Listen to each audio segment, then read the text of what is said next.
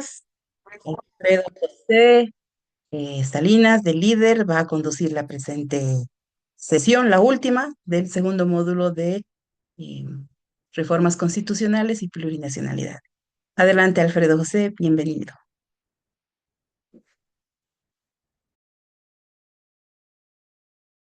Cátedra Bolivia en este módulo 2, reformas constitucionales y plurinacionalidad.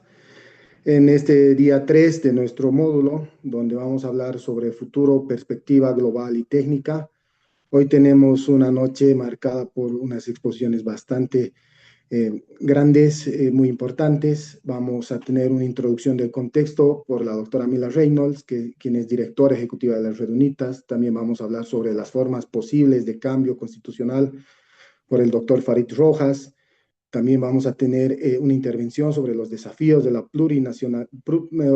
desafíos de lo plurinacional frente a nuevos actores y territorialidad por la magíster Elizabeth López de Falco, Ecuador. También vamos a hablar un poco sobre lo plurinacional como factor de gobernanza inclusiva en la construcción de la cohesión social boliviana por la doctora Claudia Montaño.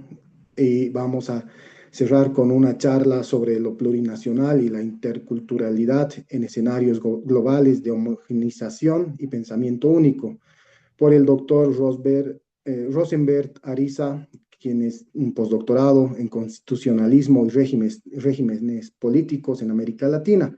Entonces, los invitamos a participar de estas exposiciones, los invitamos a que al finalizar podamos dar a conocer sus preguntas, los comentarios que tengan a las exposiciones correspondientes. Es así que vamos a empezar con lo que es la introducción del contexto global y nacional, los riesgos de una reforma intolerante al diálogo, por la doctora Mila Reynolds Brun, directora ejecutiva de la Red Unitas, quien la Red Unitas reúne 24 organizaciones de sociedad civil en Bolivia. La doctora Mila Reynolds es abogada con mención honorífica por la Universidad Mayor de San Andrés.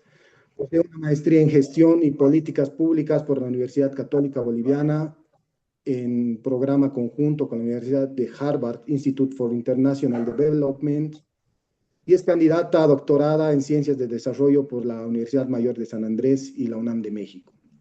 Cuenta con más de 30 años de experiencia gerencial y en dirección del sector privado, la sociedad civil y la cooperación internacional de Suiza y Alemania en Bolivia, liderando proyectos de desarrollo en gobernabilidad, derechos humanos, acceso a la justicia y gestión pública.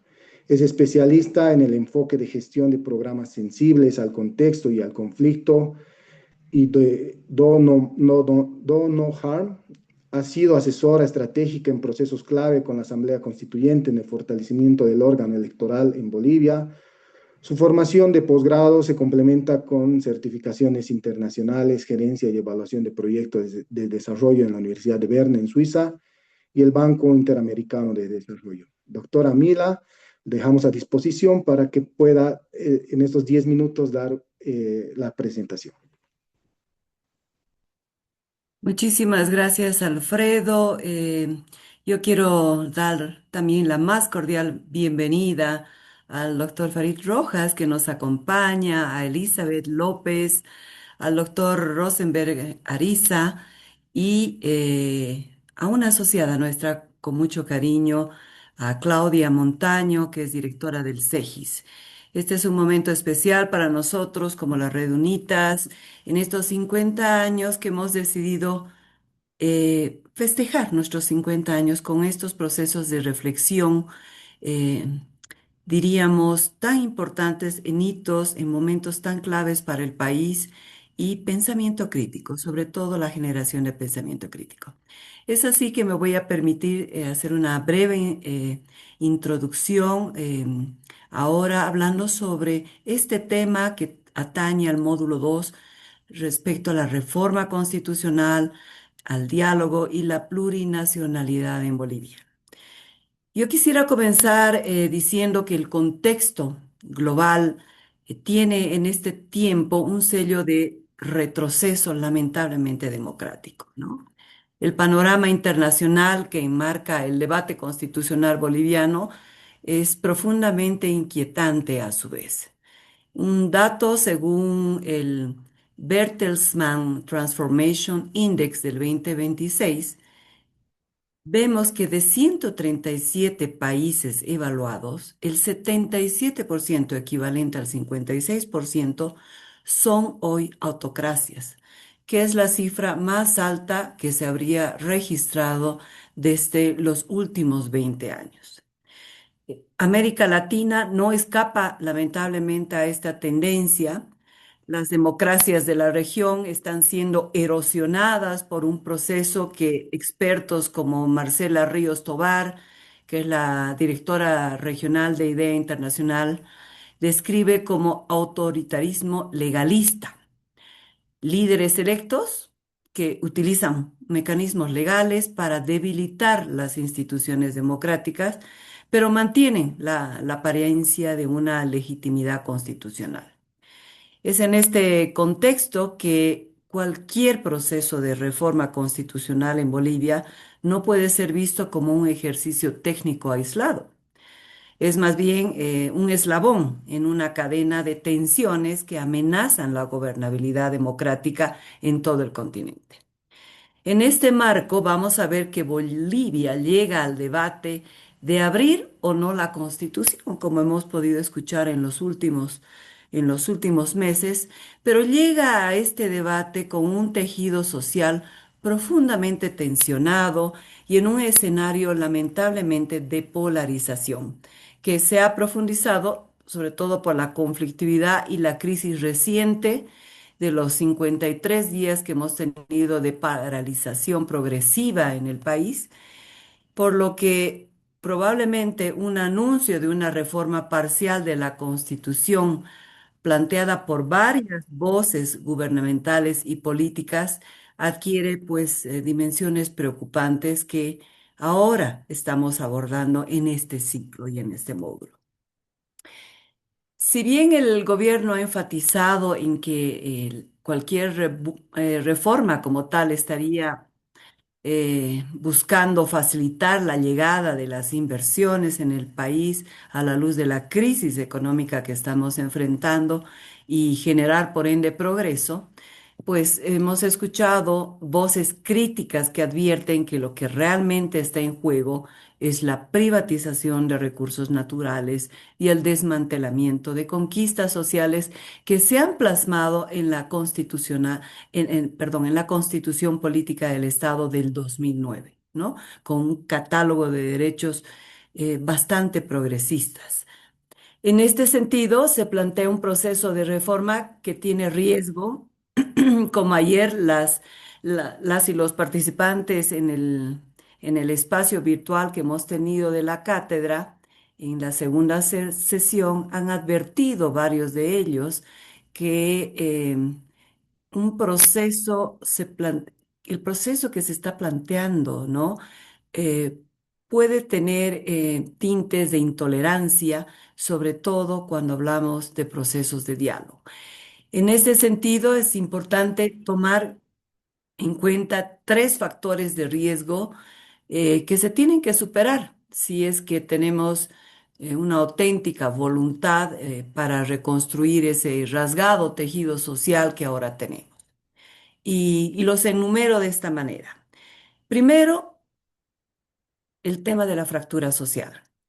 La Constitución del 2009 no fue un documento impuesto, sino que emergió de un proceso constituyente que, pese a sus imperfecciones, representó un pacto entre naciones y pueblos indígenas, movimientos sociales, organizaciones de la sociedad civil y fuerzas políticas. Esta Constitución del 2009 fue el resultado de un largo proceso de lucha y de autodeterminación que el día de ayer nos han expuesto varios de los panelistas. Y ha sido también una conquista de derechos que estableció una agenda nacional. Entonces, reformarla sin un diálogo amplio e inclusivo, pues equivaldría a romper ese pacto. Un segundo elemento que me gustaría mencionar es la erosión de la gobernabilidad. Bolivia es un país profundamente diverso, indígena o campesina, urbana, popular, e ignorar esta pluralidad en una reforma constitucional, eh, no solamente es políticamente, tal vez utilizaría una palabra de insensato o preocupante, sino probablemente funcionalmente inviable, ¿no? Los cambios constitucionales en Bolivia caen por fuera de las teorías sobre esta consolidación democrática y gobernabilidad cuando cualquier reforma se impone, sobre todo sin consenso. Entonces, una reforma que sea percibida como excluyente, pues no va a generar estabilidad, sino más bien tiene una alta potencialidad de generar conflicto. Un tercer tema que quisiera notar es el debilitamiento de la cohesión social. Y bueno, la cohesión social entendida como esta capacidad de una sociedad de convivir pacíficamente y desarrollarse sosteniblemente. Depende mucho de la confianza que se tenga en las instituciones y en el pacto constitucional. Nosotros como UNITAS hacemos todo un seguimiento a lo que es la institucionalidad democrática en el país y creemos que este tema de la confianza es un tema esencial. Entonces, una reforma que pueda percibirse como un instrumento para desmontar derechos adquiridos o para beneficiar a élites económicas en detrimento de mayorías populares, profundizará sin duda las fracturas existentes. La fatiga social que ya se respira en Bolivia podría agravarse si la reforma constitucional es percibida como un acto de imposición. En este sentido, como UNITAS consideramos que la plurinacionalidad es un factor de gobernabilidad y cohesión social. Y permítame desarrollar esta idea diciéndoles que la plurinacionalidad no es pues un adorno retórico, sino es el principio que permite pensar la unidad en la diversidad, la cohesión social sin pensar en una homogenización y la gobernanza inclusiva como un ejercicio cotidiano de reconocimiento y de diálogo. Así entendida, la plurinacionalidad como tal no puede ser un destino, ¿no? Sino más bien ese camino que debemos recorrer y un camino que requiere también de memoria, de diálogo, pero sobre todo, diría, de voluntad de seguir caminando juntas y juntos. Ignorar este principio en una reforma constitucional eh, no solo podría ser un error político, sino también una apuesta contra la propia ingobernabilidad del país. La experiencia global y regional con la cual yo iniciaba, pues es elocuente en eso, ¿no? Cuando las constituciones se reforman sin un diálogo y sin respeto a la pluralidad, el resultado, por supuesto, no va a ser en ningún caso la estabilidad, sino más bien el conflicto. En ese horizonte es fundacional desarrollar una reforma más bien entonces que una y no que divida. Una reforma constitucional no es en sí misma negativa, ¿no? Como tal, sino puede ser un instrumento de actualización y de progreso. Sin embargo, hay que considerar que su legitimidad depende de tres condiciones claves. La primera es de que emerja de una deliberación pública, amplia y inclusiva, como hemos tenido un proceso muy rico el año 2009 en el país. Un segundo tema es que respete el carácter plurinacional del Estado que se ha construido y que ha emergido de ese proceso que viene desde las luchas desde los años 2000, ¿no? Y, por supuesto,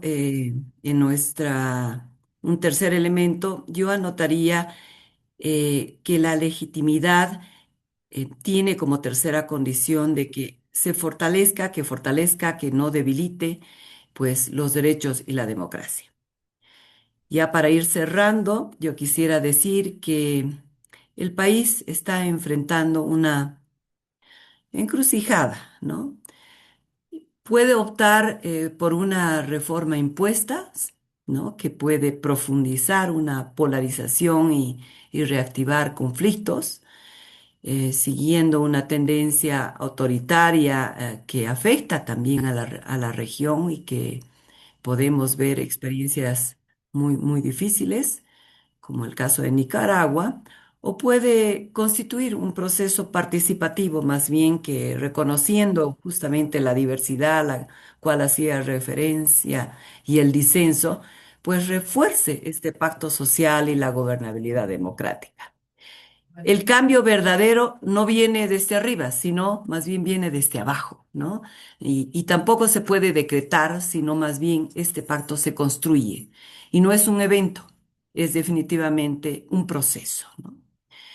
50 años después de UNITAS, después de este nuestro nacimiento, justamente en una etapa eh, donde primaba la preocupación por la recuperación de la democracia, yo creo que la lección persiste. Sería que la democracia, el desarrollo y los derechos humanos, que son tres líneas fundamentales de trabajo de nuestra red, no son metas que se alcanzan de una vez y para siempre, ¿no? Sino más bien son horizontes que se construyen y se reconstruyen constantemente. Y en esa construcción, el diálogo, el respeto y la pluralidad son condiciones básicas de nuestra sociedad y que son innegociables. Muchas gracias. Agradecemos a la doctora Mila Reynolds por esta exposición brillante, un aplauso muy fuerte. Recordamos a todos los participantes que están conectados el día de hoy con nosotros que todas aquellas cuestiones, comentarios, tal vez algún aporte, vamos a darlo a conocer al final de las exposiciones. Nos pueden escribir mediante mensajes aquí al Zoom para que podamos dar a conocer estas cuestiones a los expositores. Bueno, saludamos a todas las personas que están conectadas mediante el enlace Zoom. Saludamos a las personas que nos siguen en vivo también por las redes sociales y vamos a continuar con nuestras exposiciones. En ese sentido, vamos a invitar al doctor Farid Rojas para que pueda brindarnos la exposición sobre formas posibles de cambio constitucional. El doctor Farid Rojas Tudela es abogado por la Universidad Católica Boliviana, con posgrados en educación superior, historia, filosofía, gerencia pública y teoría crítica. Tiene un magíster en investigación social y dos doctorados, uno en ciencias bajo la mención de justicia, democracia y ciudadanía por la Universidad Mayor de San Andrés y la UNAM de México, y otro en derecho comparado y procesos de integración por la Universidad de Campania Luigi Vanvitelli, Caserta, Italia. Ha sido docente investigador constitucional de la Asamblea Constituyente, ministro diplomático en Países Bajos y director del CISBEP del Instituto de Investigación de la Universidad Mayor de San Andrés. Es autor de obras clave sobre constitucionalismo, pluralismo jurídico y teoría del derecho, como Tomar el cielo por asalto, pluralismo jurídico, momento constituyente, lecciones de teoría del derecho. Actualmente es docente titular e investigador en derecho constitucional, pluralismo jurídico e interculturalidad en la Universidad Mayor de San Andrés de la Ciudad de La Paz. Bienvenido, doctor Farid. Tenemos 15 minutos para esta exposición. Bueno, muchas gracias, Alfredo. Es para mí un gusto estar con ustedes en esta cátedra itinerante. Eh, Voy a compartirles la pantalla. Básicamente, lo que les comparto es una parte del libro de Razones Públicas y Cambio Constitucional, un libro que coordinamos con el doctor Eduardo Rodríguez Belcé y José Luis Exeni. Y bueno, yo estaba a cargo de distintas partes del libro. Una de ellas, explicar el conjunto de razones públicas que legitiman en el discurso moderno del derecho a las constituciones y a las leyes. Es decir, una constitución, una ley es legítima en tanto los destinatarios de esta constitución y de esta ley son hacedores de la misma, es decir, ha sido parte de una construcción deliberativa, dialógica, en la cual los buenos argumentos han, han sido centrales, han sido principales para comprender esta dimensión. Pero a la vez creemos, personalmente, yo creo mucho esto de que una constitución es un punto de llegada de un proceso de acumulación complejo, o sea, es decir, la primera constitución boliviana de 1826, la constitución de Bolívar, o la constitución, para algunos, el decreto de 13 de agosto de 1825, fue una de las primeras normas que separaba y dividía poderes, pues en realidad son puntos de llegada de procesos de acumulación muchísimo más complejos, es decir, procesos constituyentes, podríamos decir, momentos constituyentes a la vez sumamente complejos. Sí, muchas veces pensamos que la constitución escrita, que la constitución que tenemos es básicamente la que gobierna las relaciones de poder entre Estado y sociedad, pero en la práctica uno no siempre se va a encontrar con ello. Les doy un ejemplo. Uno de los cambios más importantes, más interesantes, creo yo, que ha habido en Bolivia es aquellos que nacen de la Revolución de 1952, el voto universal, pero vinieron por decretos, no vinieron por reformas o cambios constitucionales, sino vinieron por decretos y es ese proceso de acumulación el que pues te lleva a la reforma constitucional de 1961, donde recién va a tomar forma constitucional el voto universal, ¿no? Que se establece mediante un decreto de 1952 y se lo lleva a la práctica en las primeras elecciones de 1956. Entonces, es necesario pensar de que a veces los cambios se van dando de manera distinta y son momentos constituyentes. Lo que yo acá repaso son 7 formas de cambio constitucional desde un punto de vista meramente formal, podríamos decir, ¿no? Es decir, cómo podemos pensar los cambios de constitución. Entonces, yo distingo en realidad 7 cambios constitucionales, me voy directamente a ellos.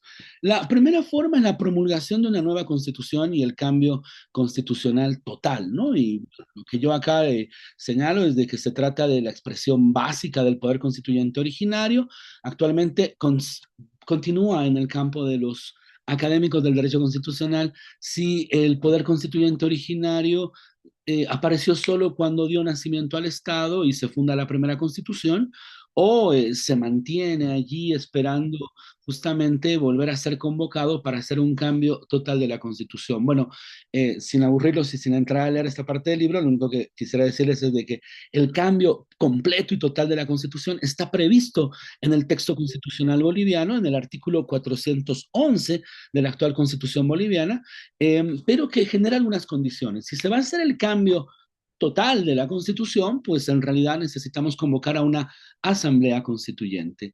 Y esta asamblea constituyente, pues simple y sencillamente se va a autorregular para todos sus efectos, pero también la Constitución le coloca algunas condiciones, en particular que ese texto constitucional aprobado por la Asamblea Constituyente sea avalado, refrendado por un referéndum constitucional aprobatorio, ¿no? En una lógica muy similar, si vamos a cambiar la Constitución, deberíamos de cambiarla en los mismos términos en los cuales la Constitución del año 2009 fue realizada, ¿no? Es decir, un proceso constituyente, una asamblea constituyente y después un referéndum, ¿no? De consulta a la población. La segunda forma de cambio constitucional es la derogación explícita de una parte de la Constitución y obviamente ahí estamos delante de un cambio constitucional parcial. Acá es necesario distinguir algo que está presente en las discusiones de derecho constitucional. Las constituciones tienen generalmente una parte dogmática relacionada a la forma de Estado, a el sistema de gobierno, ¿no? En nuestro caso somos una república, ¿no? Con separación y división de poderes, somos un Estado plurinacional, por si acaso república y Estado plurinacional no son contradictorios, es cuestión de revisarlo en un diccionario, o ver la Constitución del Ecuador, ¿no? Artículo 1 de la Constitución del Ecuador, república plurinacional, ¿no? Es lo que nos dice el artículo 1 de la Constitución del Ecuador. Entonces, volviendo a la idea central, hay que ver entre la parte dogmática de la Constitución, que establece las bases fundamentales del Estado, los derechos, los deberes, las garantías, y se dice que si se intenta tocar esta parte dogmática, se está tocando la identidad de la Constitución. Y al tocar la identidad de la Constitución, necesitamos asamblea constituyente. El solo hecho de querer cambiar, por ejemplo, yo que sé, alguna garantía, yo que sé, por ejemplo, me pongo a pensar, en Bolivia la pena privativa de libertad más alta es de 30 años, sin derecho a indulto. Eso está justamente en la parte dogmática. Imaginemos que se quiera aumentar a 40 años de cárcel. Ah, ahí necesitas convocar a una asamblea constituyente, porque toca básicamente una de las garantías centrales de nuestra constitución. Pero si deseas reformar algo, por ejemplo, relacionado al nivel de competencias, la Constitución en la cuarta parte, perdón, en la Constitución en la tercera parte establece todo un conjunto de competencias para los gobiernos departamentales, para los gobiernos municipales, para las autonomías indígenas, originarias y campesinas. Y bueno, hasta el día de hoy que se fue implementando las autonomías, pues hay muchos problemas y hay algunas personas que dicen que es necesario realizar cambios en las competencias de los gobiernos departamentales o municipales. Bueno, si quieres cambiar eso, bueno, ahí no necesitas convocar a una asamblea constituyente. Allí lo que vamos es un cambio constitucional parcial, se tiene que aprobar una ley por 2/3 y luego se tiene que someter a referéndum de la población, pues esta modificación parcial de la Constitución. También se la puede lograr, de acuerdo al artículo 411 de la Constitución, a partir de reunir básicamente 1,5 millones de firmas, ¿no? Es decir, si más no me equivoco, el 20% del padrón electoral. Enseguida les digo, no me lo sé de memoria lo que nos establece la Constitución, pero es 20% del electorado y 20% del padrón electoral. Actualmente en Bolivia es 1,5 millones de ciudadanos que firmen. Es algo muy, pero muy difícil, ¿no? Hubo un intento de experiencia curioso por parte de un grupo de juristas que se autodenominaban independientes y que pues no logró pues llegar ni al millón de firmas, ¿no? En consecuencia, es un poco complicado. Es la segunda forma. Pero ya viendo otras formas, la tercera forma de derogación implícita de una parte de la Constitución y cambio parcial viene a ser básicamente a partir de eh, que se hubiera realizado algún cambio en una parte de la Constitución y no en otra. Es una especie de descuido. Por ejemplo, que se hubiera cambiado, pónganse a pensar, una parte respecto a las competencias privativas, exclusivas, pero que no se haya aclarado eso en otra parte de la Constitución. Bueno, en ese sentido, pues se tiene que dar una interpretación y habría una derogación implícita que generalmente lo va a realizar el Tribunal Constitucional. Otro caso es cuando buscamos una norma, podríamos decir, supraconstitucional, es decir, una norma que provenga de lo que se llama bloque de constitucionalidad. Nuestra Constitución en el artículo 410 señala que además de los 411 artículos que tiene la Constitución, es parte de la Constitución los instrumentos internacionales en materia de derechos humanos. Bueno, ¿qué sucede cuando un instrumento internacional dice blanco y la Constitución dice negro? Bueno, ¿cuál de los dos se aplica? Bueno, y allí el Tribunal Constitucional tendrá que ver cuál de estos dos instrumentos tiene o posee o presenta una norma con un estándar más alto de derechos y en consecuencia puede hacer inaplicable una parte de la Constitución. Por ejemplo, el Tribunal Constitucional señaló de que la idea de que la ley penal sea retroactiva para el juzgamiento de casos de corrupción de servidores públicos, bueno, sencillamente es contrario a todo el derecho convencional. Tú no puedes en este momento sancionar y promulgar una ley y aplicarla al pasado. ¿Por qué? Porque sencillamente es vulneratoria de derechos, vulneratoria del mismo principio de legalidad.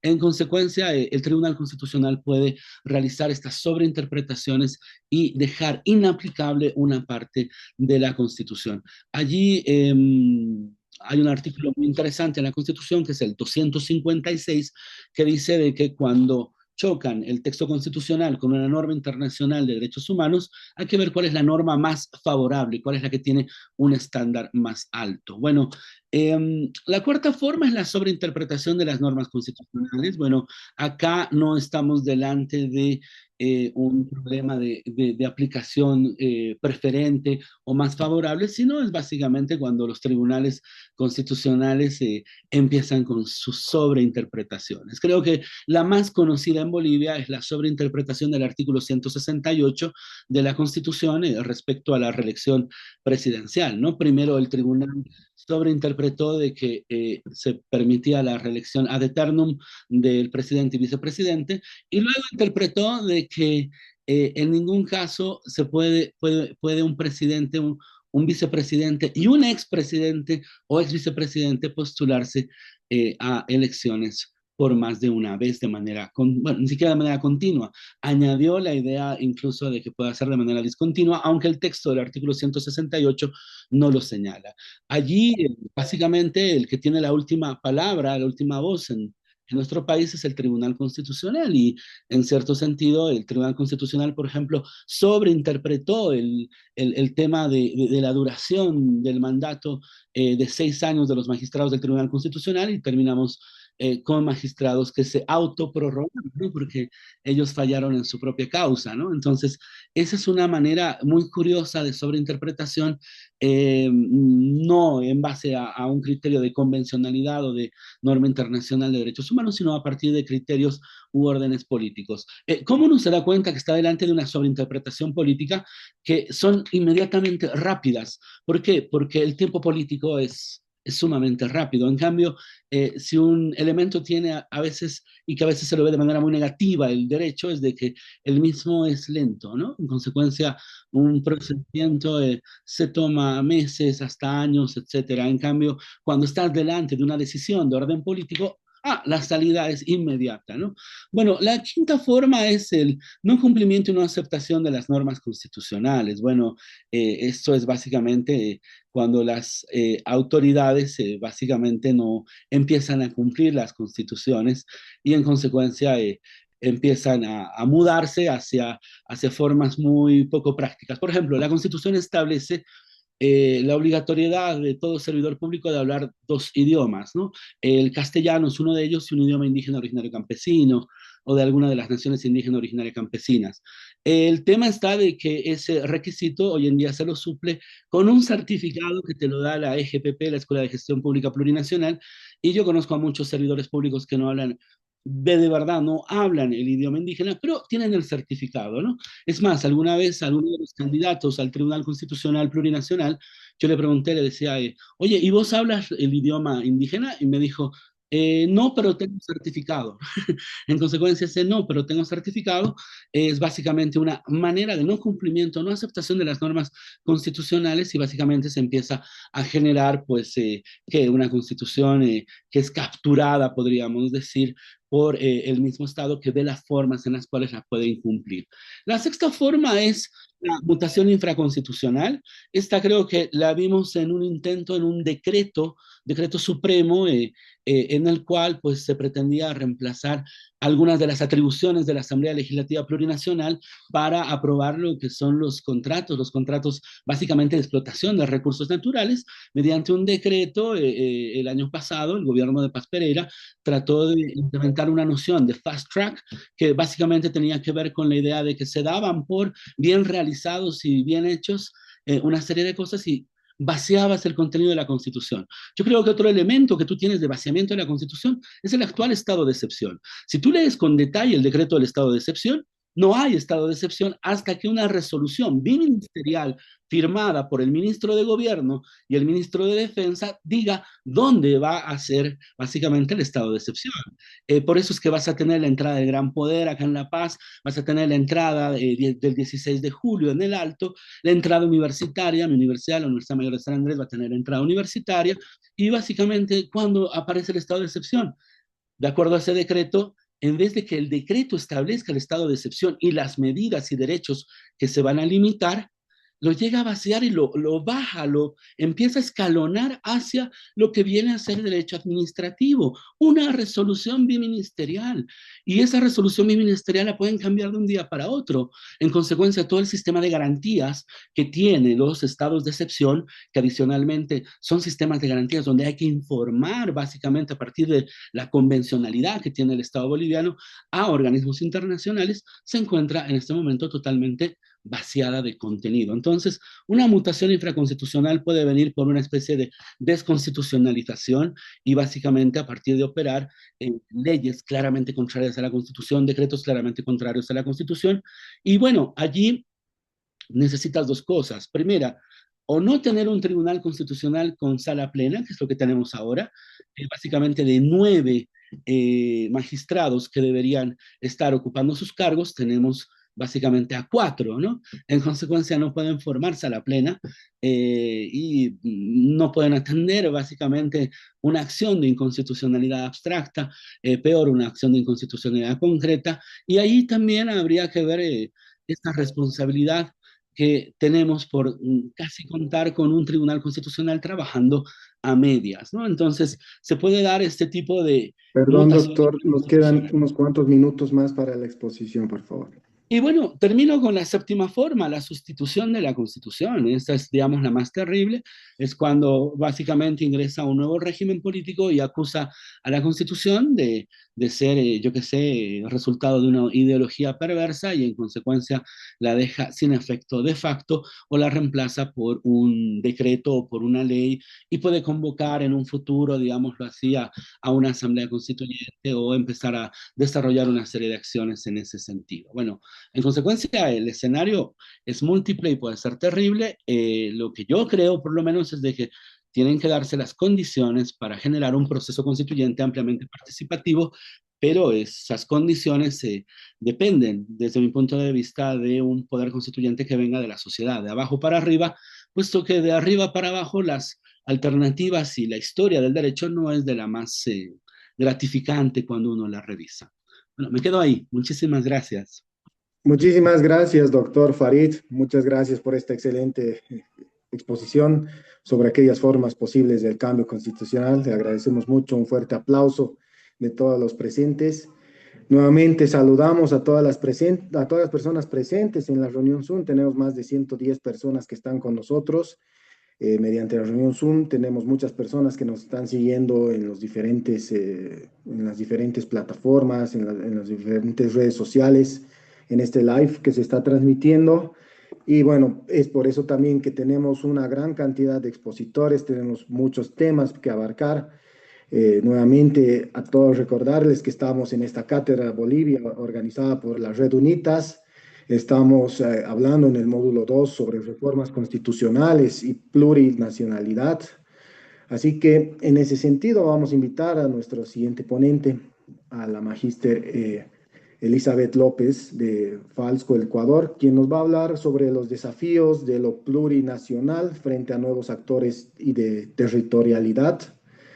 Elizabeth López Canelas, perdón, es boliviana, antropóloga con maestría en gestión ambiental y desarrollo por la Flaxo Ecuador, feminista y activista en defensa de los derechos sociales y ambientales de pueblos indígenas. Ella es investigadora en tema de mujeres, pueblos indígenas, extractiva minera y medio ambiente. Entre sus publicaciones recientes están Mujeres Guardas del Cerro Rico de Potosí, una lectura desde la feminización del trabajo, que está por la CIEG de la UNAM de México. También existe el trabajo titulado Desafíos y potencialidades de la autonomía y la gestión territorial indígena en el marco de los procesos de desarrollo, en coautoría con Amy M. Kenowert y Bianca Copa. También existe el trabajo Ahora me trabajo, no le pido nada a nadie. Es un ejercicio de derechos económicos de las mujeres en el norte amazónico de Bolivia, con el Instituto para el Desarrollo Rural de Sudamérica. También está el trabajo Un territorio tomado, memorias y reexistencias de las mujeres de Tumupasa, perdón, y mujeres ante el legado patriarcal y colonial del extractivismo minero en debates indígenas del IWGIA, ¿no? Entonces damos una calurosa bienvenida a la expositora Magíster Elizabeth López. Magíster, está con usted a disposición para que pueda comenzar con esta exposición. Muchas gracias a Alfredo y gracias también a Unitas por la invitación. Este tema de discutir, conversar, dialogar sobre el tema de la plurinacionalidad creo que es muy importante y muy relevante en el contexto actual, no solamente de cara al nuevo gobierno, sino también de cara a todo el proceso de movilización que hemos sufrido, que hemos vivido hace un par de meses, ¿no? Entonces, sí me parece importante que todas, todos y todes podamos como volver a discutir estos temas que ya están siendo discutidos de alguna manera o ya están siendo puestos en escena de alguna manera desde el partido de gobierno que está ahora en gobierno, ¿no? Me han pedido como hablar de este tema que me parece bien grande, que son qué desafíos tenemos desde lo plurinacional frente a nuevos actores y la territorialidad. Es bastante grande, así que voy a intentar como hacer una puntualización desde dónde estoy hablando de estos nuevos actores en relación a la territorialidad, una contextualización desde dónde llego ahí para decir cuáles considero yo que son los nuevos actores o nuevos temas en disputa, ¿no? Um, una cosa que creo que es importante de mencionar, como decía el anterior expositor, es que en nuestro país, cuando hablamos de la plurinacionalidad, del plurinacionalismo, no hablamos solamente de una forma de cambiar la constitución, de cambiar solamente el nombre, sino que lo hemos trabajado como un medio, una forma, un mecanismo para hacer frente a un proceso de una herencia colonial, ha sido centralmente parte de la discusión que se ha llevado a cabo y este proceso colonial que se sostenía o se sostiene todavía en unas estructuras estatales de dominación racializadas. Y creo que eso es muy importante de tomar en cuenta, ¿no? Entonces, no solamente se trataba de reconocer y nombrar a todas las identidades entendiendo identidades como nacionalidades en la nueva constitución, en la constitución del 2009, sino se trataba también de generar un nuevo pacto social con una amplia participación de todos los sectores organizados, y ahí podemos recordarnos todo lo que ha sido ese gran despliegue de organizaciones que han sido parte de este proceso, que además de presentar las reivindicaciones sectoriales históricas, propusieron un nuevo tipo de desarrollo. Y eso creo que es muy importante tomar en cuenta, porque estábamos hablando de no solamente hacer un cambio retórico, sino en pensarnos en una forma distinta de vivir, de existir, de sobrevivir. Y esto se lo llamó el vivir bien o buen vivir o el suma camaña, etcétera, con todos los nombres que ha tenido, ¿no? Por lo menos esa ha sido la retórica y esa ha sido lo que hemos discutido durante mucho tiempo, lo que hemos propuesto durante mucho tiempo, tal vez mucho en el ámbito teórico, pero plasmado en elementos concretos dentro de la Constitución del 2009. Entonces, como les decía, por ello, antes de hablar de nuevos desafíos de lo plurinacional frente a nuevos actores y territorialidad, es necesario preguntarnos si todo el proceso vivido en estos ya casi 20 años que igual es un tiempo muy chiquito, han logrado en alguna medida cambiar las estructuras de dominación y o saldar de alguna manera las deudas históricas con los pueblos y naciones indígenas del país.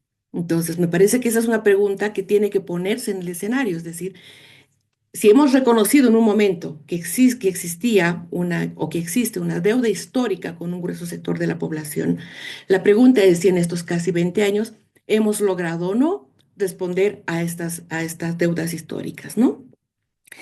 Entonces, esta pregunta la voy a dejar como por ahora abierta, porque creo que es clave que la podamos reflexionar. Y voy a hacer un recuerdo muy sucinto de lo que se consideraba o lo que se considera desde las naciones y pueblos indígenas los elementos que son claves de esta propuesta plurinacional. Estos elementos se organizan en las siguientes dimensiones. Por un lado está el pluralismo jurídico, que es muy importante de recordar y mencionar, que reconoce la igualdad jerárquica entre la jurisdicción ordinaria, que es el sistema judicial convencional, y la justicia indígena originario campesina. Y aquí también es muy importante reconocer que no solamente estamos hablando de las naciones como tal, sino que tenemos lo originario, lo campesino y las naciones tal cual, a las que luego voy a volver, ¿no? Esta última permite a las autoridades originarias resolver una serie de conflictos en su territorio a través del deslinde jurisdiccional, que en teoría evite el conflicto de competencias, garantizando así el pluralismo jurídico. Es decir, hemos establecido una forma de ejercer justicia desde las formas tradicionales a través de los pueblos y naciones indígenas, originarios y campesinos, con la forma de hacer justicia convencional. Otro elemento es el reconocimiento de las naciones, y aquí están las 36 naciones reconocidas, y lo mismo en el tema de idiomas, ¿no? O sea, los 36 idiomas que realmente se reconocen en la Constitución tienen el rango de idiomas oficiales. Es otro elemento clave. Otro elemento, el tercer elemento clave es el pluralismo político, y el Estado en este caso adopta una forma de gobierno democrático, participativo, representativo y comunitario, garantizando la representación directa de los pueblos indígenas en las instancias legislativas y ejecutivas, ¿no? Este también ha sido sigue siendo, como vamos a ver más adelante, una demanda de los pueblos indígenas. El cuarto elemento es el pluralismo económico, que integra diversas formas de organización económica, comunitaria, estatal, privada y cooperativa, reconociendo la propiedad colectiva y las prácticas productivas ancestrales. Igual ha sido como una propuesta, ¿no? Y por último, la descolonización y despatriarcalización como mandato constitucional que buscaba o busca eliminar las estructuras de dominación y discriminación colonial, promoviendo la eliminación de toda forma de violencia contra las mujeres. Estos elementos han sido clave de cara a asumir la plurinacionalidad desde los pueblos indígenas. Entonces, por eso es que los traigo a colación. Entonces, la pregunta es, frente a la pregunta, ¿cuáles son los desafíos de la plurinacionalidad ante nuevos actores? En realidad, para mí la respuesta es que los desafíos siguen siendo los mismos de hace casi 20 años atrás, y en un escenario mucho más complejo, ¿no? Entonces, para ello, retomo los 5 ejes y, y bueno, y hago un pequeño balance de cómo están estos 5 ejes. Es decir, pluralismo jurídico, por ejemplo. En relación al pluralismo jurídico, se ha discutido mucho para el deslinde jurisdiccional, se ha hecho una serie de eventos para poder operativizar el deslinde jurisdiccional, pero son muy contados los casos y ejemplos que han logrado ejercer justicia desde el sistema comunitario, ¿no? No se ha logrado realmente construir un verdadero pluralismo jurídico. Casos emblemáticos que evidencian lo difícil que es romper la jerarquía colonial de poder es, por ejemplo, el caso de Songo. En Songo es un proceso contra una minera de comunidad del sector campesino contra la minera, y en este caso se pidió el deslinde jurisdiccional para poder ejercer justicia desde los sistemas propios de la comunidad. Funcionaron en un momento, pero posteriormente a una resolución sacada por las autoridades originarias, se inició un proceso de persecución a las autoridades originarias y se estableció lo que dictaminaba la justicia ordinaria. Es decir, fue un caso muy emblemático, ha sido muy estudiado, pero que en la práctica no ha logrado concretarse. Otro ejemplo significativo tiene que ver, por ejemplo, con el caso de violencia política hacia mujeres. En el caso de varios casos, sobre todo en el altiplano paceño que hemos estado siguiendo, en varios de estos casos, las denuncias presentadas ante los sistemas de justicia indígena comunitarios o tradicionales, se terminaban resolviendo en arreglos entre autoridad y jueces, digamos, de esta manera, pero sin lograr una sanción o una protección efectiva hacia las mujeres, ¿no? A pesar de que estos se intentaba garantizar, o las mujeres acudían a este sistema para poder tener una cohesión social interna. Entonces, realmente, el tema de la jurisdicción indígena todavía sigue siendo un desafío. Hay casos en comunidades, sobre todo en temas extractivos, que están presentando demandas, pero que no son atendidas porque todavía no se reconoce que la jerarquía de poderes debería de ser la misma. Entonces, este es todavía un tema que es complejo y que todavía tiene que ser trabajado, ¿no? En relación al punto 2, que es el reconocimiento de las naciones, la Constitución ya de entrada tuvo algunas fallas, porque la Constitución reconoce en realidad 36 lenguas indígenas, no reconoce a todas las naciones existentes. Por ejemplo, cuando la Constitución pone Aymara, está reconociendo el idioma, pero no a todas las naciones que están dentro de la lengua aymara, por ejemplo. Y aquí tenemos un montón, quillacas, pacajes, carangas, o sea, que se reconocen como nacionalidades, pero que no están mencionadas. Aquí pasa lo mismo, otro tanto con otro grupo que es muy importante mayoritariamente en idioma, que es el quechua. Donde están más las naciones reconocidas con nombre y apellido son las que son de Amazonía. Entonces, ahí hay todavía un serio problema que tomar en cuenta, ¿no? Y otro ejemplo más cercano que nos muestra cómo todavía nos hace falta encarnar esta plurinacionalidad es la marcha contra la ley 1720 de tierras, que ha sido en mayo pasado y que se ha logrado abrogar parcialmente esta norma. Cuando se realiza esta marcha, ni siquiera los representantes de gobierno sabían realmente quién estaba marchando. Entonces, el grueso de la población y estos sectores decían los indígenas del Oriente, ¿no? Los indígenas del Oriente que están marchando, bueno, que se hizo una serie de cosas de intentar deslegitimar esta marcha en ese momento, pero lo que no se sabía es que no eran los indígenas del Oriente, sino era el sector campesino organizado en la Bocinap y un sector concreto de campesinos e interculturales que estaban marchando por reivindicaciones específicas a las que se suma después un sector indígena. Entonces, eso nos muestra cómo realmente no conocemos la composición real de lo que significa este amplio sector indígena campesino originario, ¿no? En relación al pluralismo jurídico, es por demás conocido el tortuoso camino que tienen que llevar adelante todos los procesos autonómicos en el país, ¿no? Es decir, si vemos, si hacemos una lectura de cómo han tenido que llegar a constituirse como autonomías indígenas, es realmente un proceso muy difícil, muy largo, muy burocrático. De hecho, la Nación Caracara realizó una marcha en 2019 para pedir que se elimine uno de los pasos que era reiterativo. Es decir, inclusive ahí no ha sido lo más fácil para las naciones y pueblos indígenas, ¿no? En relación al pluralismo económico, es también muy, muy complejo porque esta economía tan diversa que debería de haber funcionado para todos los sectores realmente no ha funcionado y lo que sí ha funcionado es lo privado y el sector cooperativista en todos sus sectores, en varios de sus sectores. Ahora, el sector cooperativista con todas y las falencias de lo que significan las cooperativas y para eso tenemos el ejemplo más desastroso que son las cooperativas mineras, particularmente las auríferas, ¿no?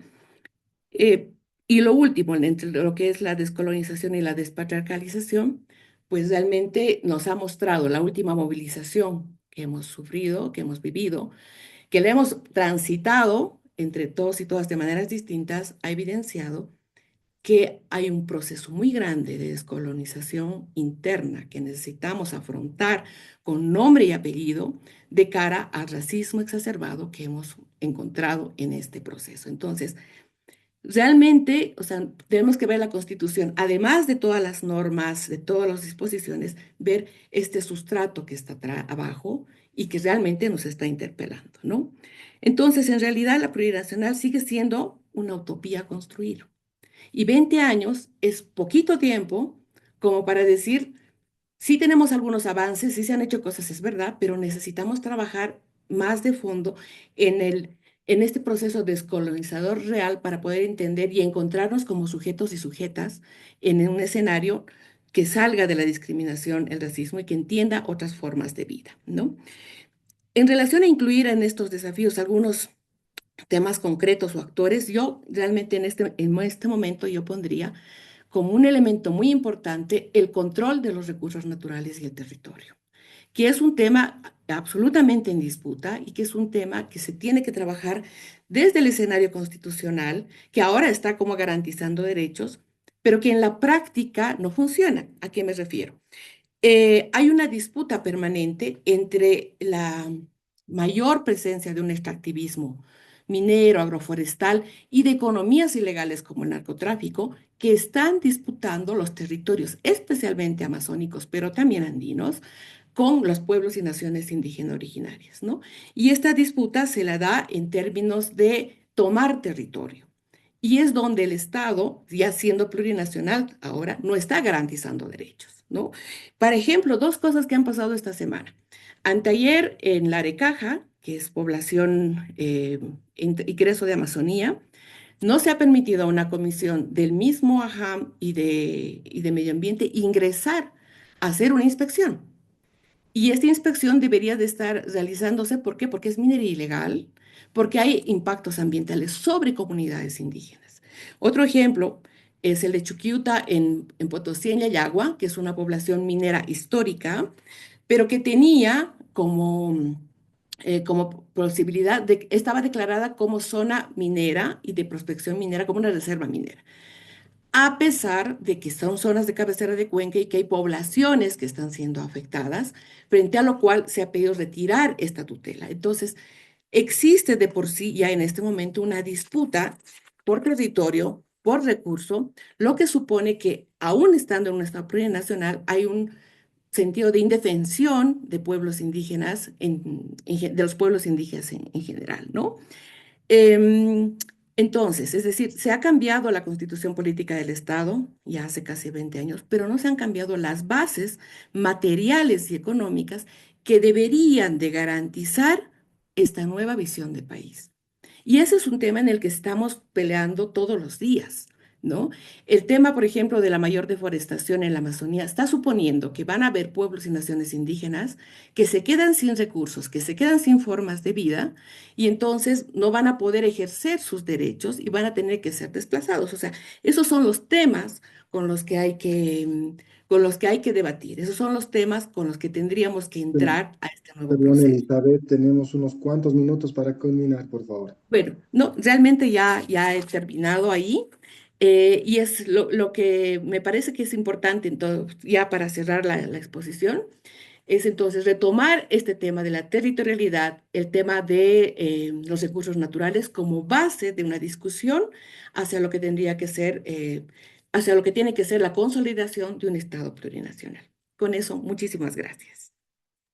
Muchísimas gracias a la magíster Elizabeth López, que nos ha dado esta exposición en cuanto a los desafíos de lo plurinacional frente a nuevos actores y territorialidad. Muchísimas gracias, un aplauso muy grande. Realmente son exposiciones de mucho valor, mucho aprendizaje que estamos teniendo el día de hoy en este módulo 2 de reformas constitucionales y plurinacionalidad. Tenemos todavía dos exposiciones muy grandes. Vamos a continuar con nuestro programa. Vamos a dar en esta ocasión la bienvenida a la doctora Claudia Montaño, quien nos va a hablar sobre lo plurinacional como un factor de gobernanza inclusiva en la construcción de la cohesión social boliviana. Claudia Montaño Suárez es socióloga boliviana y actual directora ejecutiva del CEGIS, con más de 20 años de trayectoria en el acompañamiento a pueblos indígenas de tierras bajas en defensa de sus derechos territoriales, autonomías y gobernanza ambiental. Su perfil combina con una fuerte incidencia política y fortalecimiento organizativo con una sólida formación académica de posgrado que incluye un doctorado en Ciencias Ambientales por la Universidad de Quebec en Montreal y una maestría en Derecho Internacional Público por la Universidad San Carlos de Guatemala, con especialización en derechos indígenas y territoriales. Desde su liderazgo impulsa procesos de diálogo intercultural y de gestión territorial propio, consolidando al CEGIS como un referente clave en la construcción del Estado plurinacional desde la perspectiva de los pueblos indígenas. Doctora Claudia Montaño, tenemos 15 minutos para la exposición. Es todo suyo el Muy buenas auditorio. noches para todos y todas. Muchas gracias por la invitación. No sé si me logran escuchar porque lamentablemente han montado una fiesta aquí cerca en la oficina donde me encuentro. Se le Entonces escucha quisiera muy saber si me bien, escuchan. doctora. Se Allá le está escucha muy bien. bien. Fuerte. La atormentada soy yo. Bueno, muchas gracias. Me han invitado a compartir también en este escenario el tema de lo plurinacional, que me parece un tema bastante convocante y además urgente de abordarlo por el contexto en el que vivimos, en el que hemos vivido y también por todo lo que han señalado las personas que me antecedieron. A mí me invitaron a compartir lo plurinacional como factor de gobernanza inclusiva en la construcción de la cohesión social boliviana. Quisiera saber si pueden ver también la presentación. Quiero compartir. Podemos ver la presentación, sí se puede apreciar. ¿Sí? Sí, apreciamos bien la presentación, está muy bien. Muchas gracias. Bueno, yo quiero partir compartiendo qué se entiende por plurinacionalidad o cómo entendemos la plurinacionalidad. Es un factor integrador del tejido social que tiene múltiples dimensiones, en torno al cual se estructura un modelo de Estado que se dota de una nueva arquitectura estatal de geometría variable. Es decir, partimos de la premisa y de aquella discusión que conocemos en Bolivia entre el Estado aparente y el Estado integral, ¿no?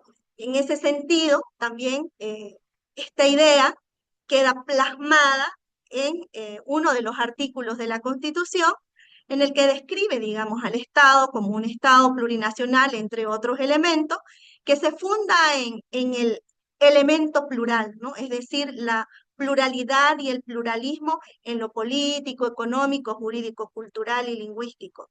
Además, como un proceso integrador, es decir, como algo que no está acabado y que está en constante formación. Pero, ¿cómo definir este tejido social que nos plantea la Constitución y cómo entenderla desde ese elemento cohesionador? Entonces, un primer elemento es entender que el tejido social de este Estado eh, evidencia la existencia de un sujeto individual y un sujeto colectivo, que esos 11.365.000 y fracción que existen en el país, no solamente son un número individual, sino también que de esos 11 millones hay más de 4 millones que se identifican o están autoidentificados como parte de una nación o de un pueblo indígena, y que 38% de estas personas autoidentificadas pertenecen a un pueblo o a una nación, ¿no? Esto nos está planteando que la plurinacionalidad, la Carta de Derecho y de Ciudadanía a sujetos colectivos en el marco de la Constitución.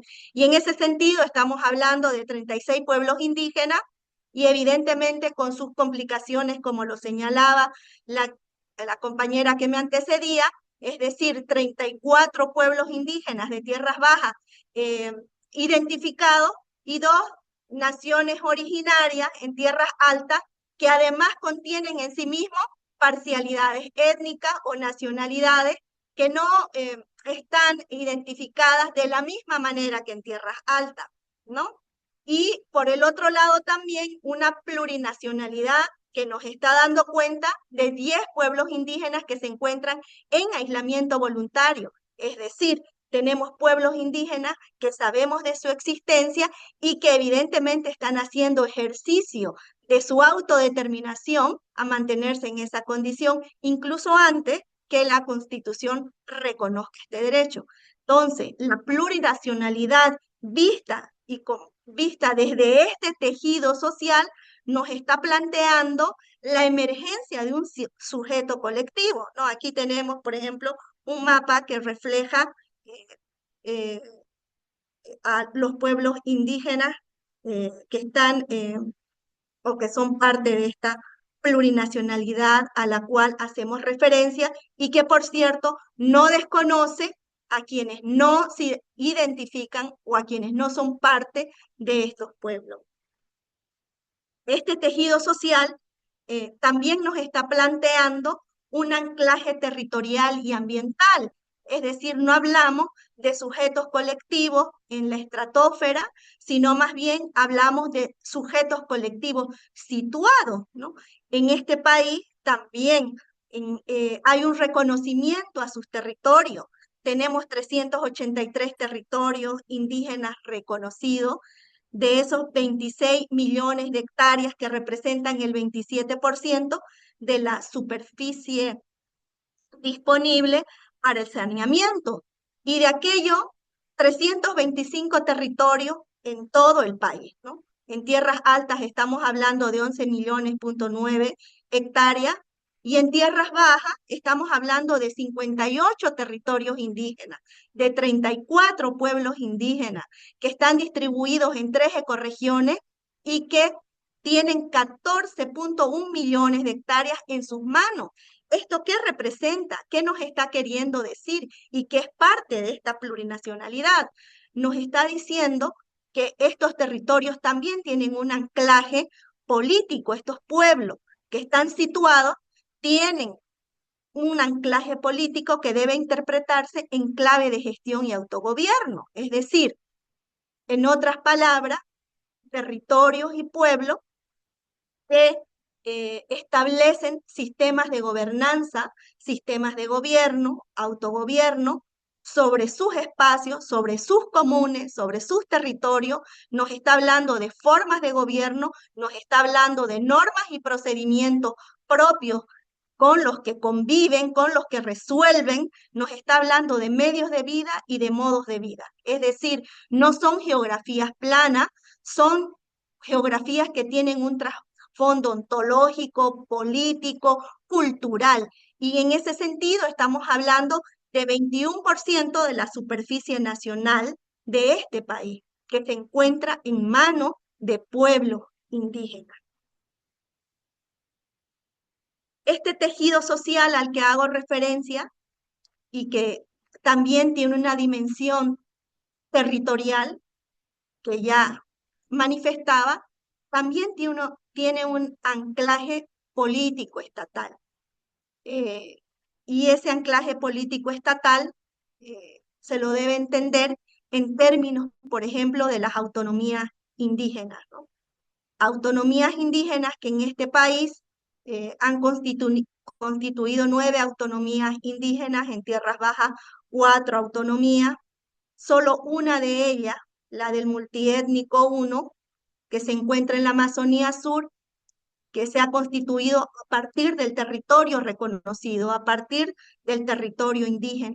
Las otras autonomías, al menos en el caso de tierras bajas, han entrado al proceso de la autonomía por un proceso de conversión de su municipio a autonomía indígena.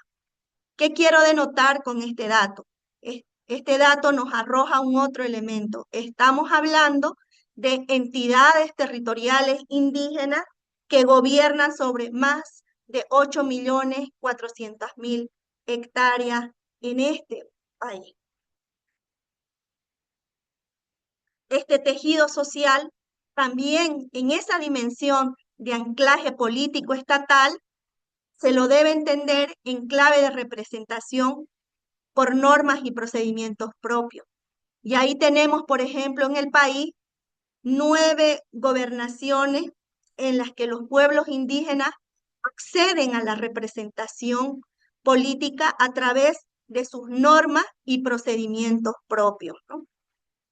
Uno de ellos, que me parece interesante también traerlo aquí a colación, es el caso de Caracara y Yamparas en Chuquisaca y el caso de Caracara en Potosí.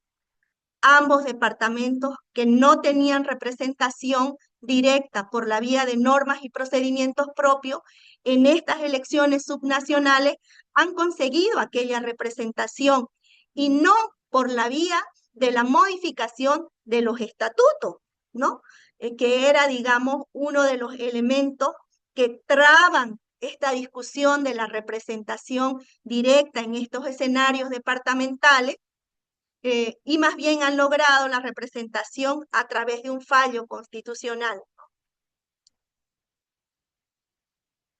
Y por el otro lado, también tenemos este tejido social en clave de representación por normas y procedimientos propios en 5 municipios del país, quienes han habilitado la participación directa modificando sus cartas orgánicas, ¿no? Estamos hablando del Puente, Yapacaní, San Julián, estamos hablando del municipio de San Lucas y de Cajuata, ¿no? Que son municipios en los que se ha dado lugar a la representación política de los pueblos indígenas.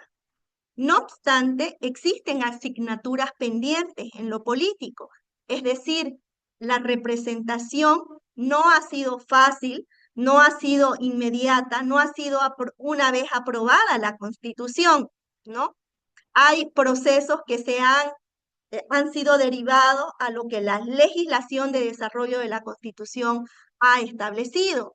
Y en ese marco identificamos las asignaturas pendientes, por ejemplo, en lo político, en esto que estamos desarrollando ahora. Y en ese sentido sí consideramos que se debería avanzar en la democracia intercultural, es decir, la participación directa de los pueblos indígenas eh, en los espacios de representación se encuentra con dificultades a la hora de su concreción, es decir, los mecanismos de elección de la democracia comunitaria se encuentran sujetos o sometidos o limitados a los mecanismos de las otras democracias. Por ejemplo, tendríamos que preguntarnos por qué en los municipios donde hay minorías indígenas, por ejemplo, el municipio de Santa Cruz de la Sierra, que tiene municipios dentro de su jurisdicción, dentro de su unidad territorial, no reconoce la representación del pueblo ayoreo, que tiene dos comunidades eh, indígenas que han quedado en el área urbana, o el pueblo guaraní, que tiene comunidades indígenas en la periferia de lo que es la ciudad y que tampoco reconoce su representación directa. Entonces ahí vemos limitada la representación. ¿Por qué? Porque aquellos que han sido elegidos bajo el mecanismo de la democracia representativa, participativa o bajo el voto liberal, no dan lugar o no dan pie a los preceptos constitucionales de reconocer en los municipios a las minorías indígenas en aquellos lugares. Y como ese ejemplo podemos citar varios. Entonces, es decir, sí tenemos avance en lo político, pero también un avance que es bastante lento y limitado porque sujeta lo plurinacional de la democracia, es decir, aquello que es distinto y plural a la democracia representativa liberal. Lo mismo podríamos decir con la representación a nivel de las gobernaciones, ¿no? A nivel de las gobernaciones, los pueblos indígenas, en el marco de sus normas y procedimientos propios, en el marco de sus asambleas, deciden y eligen a su representante en estos escenarios, pero esos representantes son invalidados si el CIFTE, que es parte del órgano electoral, no controla o no hace veeduría de esos procesos. Es decir, también sometemos a la democracia comunitaria, sometemos, digamos, a la expresión de lo plurinacional de este país a los mecanismos establecidos en la institucionalidad del Estado, una institucionalidad que no recoge o no responde necesariamente a la forma, ¿no?, que tienen los pueblos indígenas en sus procesos de elección. Y por el otro lado tenemos aquí el otro elemento, el tema de los escaños en la Asamblea Legislativa Plurinacional. Ahí la cuestión es mucho más grave. ¿Por qué? Porque está intermediada por partidos políticos. Es decir, tenemos 7 escaños que se supone son de representación directa y por normas y procedimientos propios, pero sabemos que por la ley electoral y la ley de organizaciones políticas, estos pueblos que tienen sus representantes o que tienen el derecho a elegir sus representantes, tienen que elegirse por normas y procedimientos propios, pero después tienen que inscribir a sus candidatos por una agrupación partidaria para someterlos al voto liberal. Es decir, eso que yo iniciaba señalando, ¿no? La plurinacionalidad entendida, digamos, como ese tejido social diverso, ¿no?, que tiene un anclaje territorial, que tiene un anclaje político, ambiental, que tiene un anclaje jurídico y económico, va avanzando, digamos, en términos de geometría variable, porque no es regular, no es homogéneo, no es parejo, la concretización de sus derechos alcanzados en el marco de la Constitución. ¿Qué asignaturas pendientes, por ejemplo, de este tejido social, en términos de los derechos, ¿no? Ahí tenemos una carta de derechos de avanzada bastante progresista, pero con muchas dificultades a la hora de su concreción, sobre todo si consideramos la ausencia de un enfoque transversal y progresivo que debería darse al catálogo de derechos. También considerar, digamos, una interpretación integral y concatenada de sus disposiciones, particularmente en materia económica y ambiental. Y aquí yo coincido con quien me antecedió, porque creo que en este tema, cuando cruzamos la variable, la variable, la variable territorial, ambiental y económica, vemos que hace agua toda la conquista de derechos establecida y consolidada en la Constitución. Derechos individuales, por ejemplo, que en los territorios no logran concretizarse ni siquiera lo básico. Estamos hablando de educación, salud, servicios básicos, pero enmarcado en un horizonte plural e intercultural. Todavía seguimos con una escuela, quienes conocemos y trabajamos en los territorios, con una escuela que no logra incorporar, por ejemplo, el tema de los idiomas, no logra incorporar el tema de la historia. Y hablamos de idioma y de historia en clave situada, en clave territorial. El tema de los derechos colectivos, ¿no? Cuando se emiten o se definen políticas, leyes, programas, proyectos de toda índole que afectan a los pueblos indígenas o que son susceptibles de afectación, no solo al sujeto, sino también al modo de vida y a los medios de vida, es decir, a las territorialidades en su conjunto y en su expresión cultural, política, orgánica. No se aplica, por ejemplo, el derecho a la consulta libre, previa e informada. Bien, Claudia, bueno, ¿Sí? tenemos unos minutos para terminar la exposición, Ya. por favor. Y lo Gracias. mismo, digamos, si extendemos el caso al tema de los pueblos aislados, ¿no? Ahí la pregunta surge, digamos, ¿cómo compaginar, digamos, este tema cuando los territorios están sujetos a presiones y amenazas de índole extractivo, ¿no?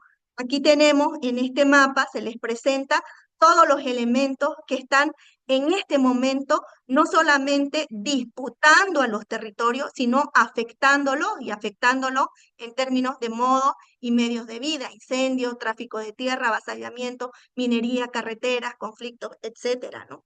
Aquí la gran asignatura en el ámbito económico es cómo encontrar los contrapesos de esa economía plural que ha quedado consolidada en la Constitución. Y ahí, ¿cuál es el lugar de la economía comunitaria? Cómo entender la calidad de vida y el vivir bien en clave plural. Y cómo entender estos contrapesos de estas economías reconocidas entre la estatal, la liberal y la comunitaria, al amparo de los principios que establece la Constitución, la complementariedad, reciprocidad, solidaridad, etcétera. Yo creo que ahí tenemos, digamos, un gran, un debate ausente, ¿no? Hemos avanzado en derechos, hemos avanzado en la dimensión política de lo plurinacional con altibajos, de manera lenta, con requisitos que niegan lo que se reconoce como plurinacional, pero tenemos ahí un gran vacío aún de llenar, que es esto de cómo entender lo económico desde la pluralidad y cuál el lugar en esa pluralidad de las economías comunitarias, respetando los principios que enarbola esta Constitución, principios que tienen que ver con el mundo indígena y valores que son parte de las ontologías indígenas. Ahí, ahí yo creo que está el pendiente. Sin embargo, para responder al tema que estamos discutiendo ahora, al tema de la cohesión no es posible, no va a ser posible si no se sustenta en ciertos elementos básicos, en ciertas premisas que tienen que ver con la justicia social, con la progresión de los derechos y la ampliación de la democracia. Y aquí quiero terminar con algo que iniciaba el primer expositor, es decir, la Constitución la podemos concebir como un punto de arriba o un punto que cristaliza un acumulado social de fuerzas de cambio que llegan a un punto y que pactan una constitución, pero también la podemos entender como un punto de partida, como un punto que nos va a permitir desarrollar desde una perspectiva de progresividad la ampliación de los derechos y la profundización de la democracia. Y entonces ahí creo que estriba la posibilidad de seguir cohesionando a este Estado que se ha denominado plurinacional. ¿Por qué? Porque va a tener, va a otorgar sentido e intencionalidad a aquellos sujetos que durante muchos siglos han quedado afuera y que ahora se están integrando en esa perspectiva de encontrar a la plurinacionalidad como la finalidad, esa identidad que establece la misma Constitución, la consolidación de una identidad en el marco plurinacional, solo va a ser posible en ese sentido, ¿no? Y por el otro lado también, eh, que estoy terminando y quería señalar este otro elemento. No podríamos pensar, y también quiero tocar este tema, eh, porque se lo está abordando desde el ámbito de la política formal, abrir la Constitución, porque la Constitución es la causa de todos los males, y la plurinacionalidad y el modelo que entraña también. Y ahí me parece que esta plurinacionalidad, entendida más bien como un pivote central que integra la diversidad, que integra distintas dimensiones y que se expresa en geometría variable, no debe ser negociada para garantizar la gobernabilidad política y partidaria. Evidentemente, complejo el escenario, pero no podemos abrir algo cuando no hay condiciones para garantizar que aquellas conquistas que fueron muy difíciles de alcanzar puedan hacer aguas en un momento en que la regresividad de derechos aparece como una sombra que nos quiere cobijar, ¿no? Muchas gracias. Muchísimas gracias a la doctora Claudia Montaño, que hoy hemos tenido esta excelente exposición de gran importancia realmente. Hoy hemos escuchado lo plurinacional como un factor de gobernanza inclusiva de la construcción de la cohesión social boliviana. Muchísimas gracias a la doctora Claudia. Recordar a todos los presentes que por favor eh, puedan dar las preguntas, tal vez alguna duda, algún aporte que tengan hacia los expositores. En lo posible, siempre también identificando a la exposición o al expositor, a cual quieran hacer la cuestionante.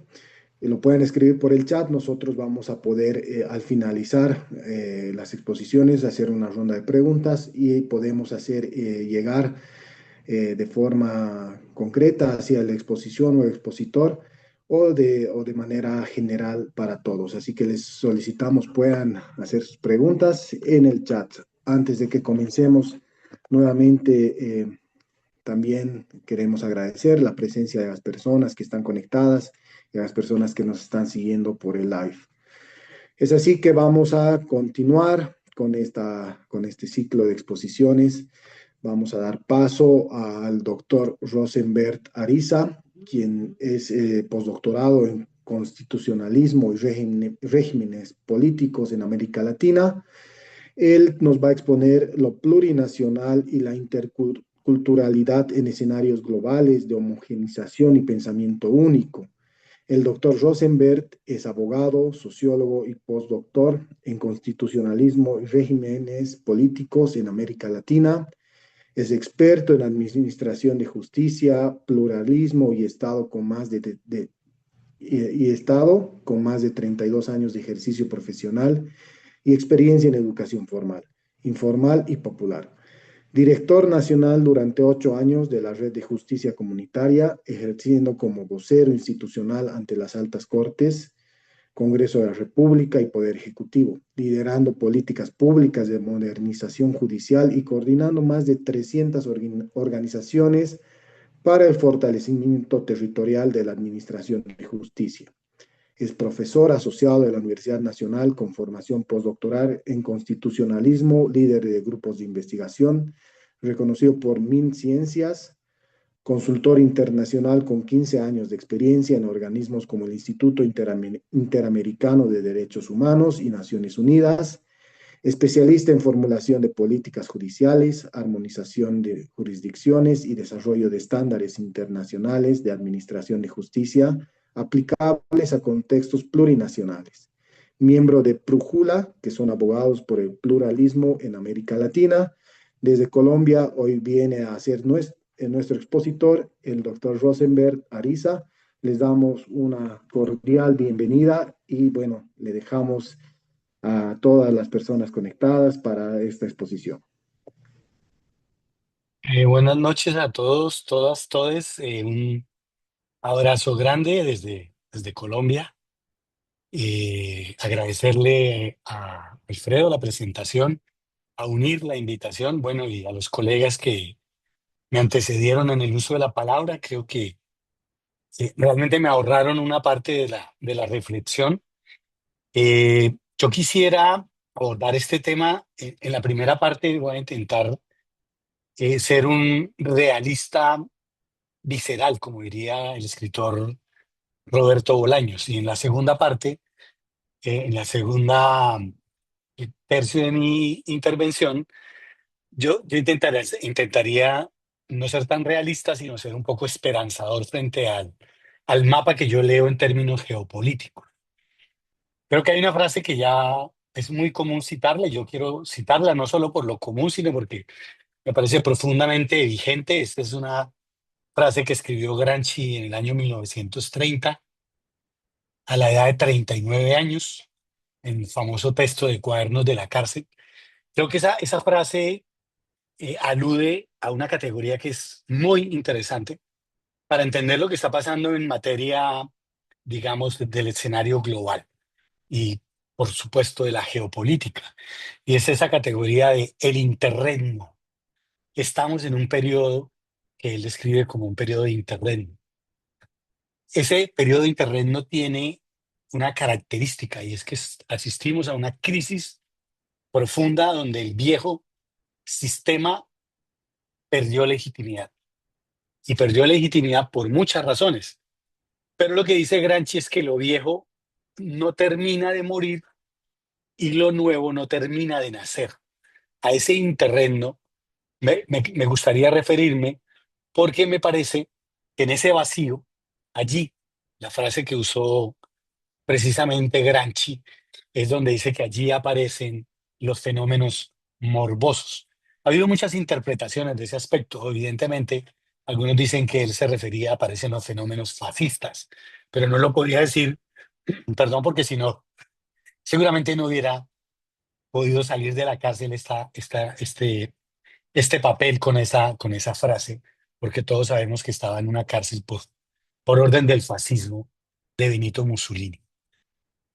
Mm, Hablar de plurinacionalidad y hablar de interculturalidad, digamos, insisto, desde esta perspectiva, un realismo visceral, a mí me hace evocar las anteriores ponencias, una corriente teórica colombiana eh, que apareció después de la Constitución del 91, que algunos denominamos como el constitucionalismo esperanzador, o que a menudo también lo nombran como el constitucionalismo aspiracional o transformador, que es una corriente que entiende que la Constitución o que las constituciones no solo son un límite al poder del Estado, sino son una herramienta práctica para lograr cambios sociales, justicia y dignidad. Digamos, concibe el texto constitucional como una promesa de futuro y, sobre todo, digamos, moviliza a la sociedad a superar la desigualdad y la violencia. ese constitucionalismo esperanzador, digamos, en el orden de los Estados-nación en América Latina, particularmente revisando el caso colombiano, yo tendría que decirles que es muy complejo y por eso empecé no por la esperanza, sino por el realismo. Nosotros, al igual que Venezuela, Venezuela ha tenido, hablábamos antes de empezar, Venezuela ha tenido este año 3 terremotos. El primero fue el del 3 de enero, donde vimos el secuestro de un jefe de Estado sin ningún argumento jurídico válido. Nosotros acabamos de ver en Colombia la intromisión absoluta del gobierno de Estados Unidos en nuestras elecciones locales, es decir, rompió el pluralismo político, rompió la soberanía, rompió la autonomía, rompió el orden jurídico político internacional, y el presidente de Estados Unidos sale a decir de manera muy coloquial que simplemente apoyó a ese candidato, el que ganó, porque había hablado bien de él, que él lo veía completamente perdido y que él le dio todo el apoyo para que ahora fuera presidente de Estados Unidos, que lo había felicitado y que ahora era parte de su equipo de trabajo en América Latina. Sí, yo creo que estamos en eso que ya mencionaron en la introducción, en el contexto. Estamos frente a un autoritarismo legalista, como lo plantea Marcela. Pero yo creo que estamos avanzando de manera muy concreta viendo el modelo venezolano.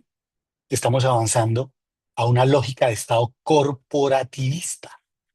Y allí es donde precisamente tenemos que poner y prender todas las alarmas. Yo creo que hay una tensión profunda y yo quiero referirme a esa tensión. Hay muchas, pero el tiempo no me va a dar porque son escasos 15 minutos. Si tuviera 2 horas, hablaría de 6 grandes tensiones. Voy a abordar solo una que me parece relevante, que es la tensión entre lo plurinacional y lo global, digamos, en términos de transición política.